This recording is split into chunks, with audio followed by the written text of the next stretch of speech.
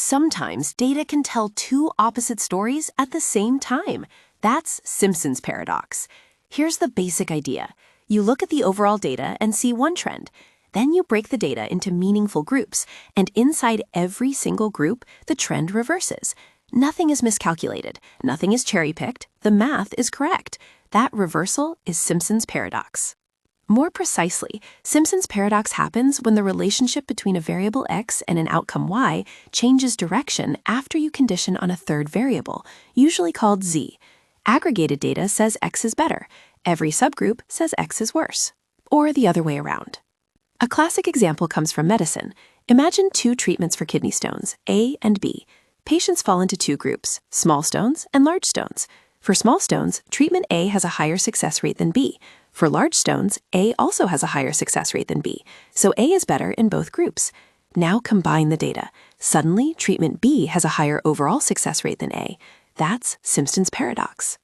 Why does this happen? Because overall rates are weighted averages. The overall success rate isn't just about how well a treatment works in each group. It also depends on how many patients from each group received that treatment. In the kidney stone example, treatment A was used much more often on severe cases, which have lower success rates no matter what you do.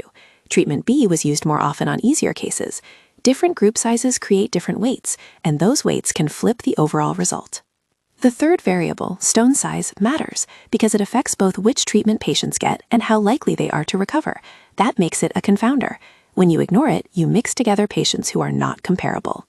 This isn't limited to medicine. It shows up in university admissions, where departments differ in competitiveness. It shows up in public health, where age structures differ across populations. It shows up in business experiments, where traffic mixes change over time. So, which result is the right one? The aggregated result or the subgroup results? Statistics alone can't answer that. It depends on the question you're asking and the causal role of the third variable. Sometimes you should adjust for it. Sometimes you shouldn't. That's a causal judgment, not just a numerical one. The key takeaway is simple. Simpson's paradox isn't a paradox of math. It's a warning about interpretation. Aggregated data can hide structure, and averages can lie when they mix unequal groups.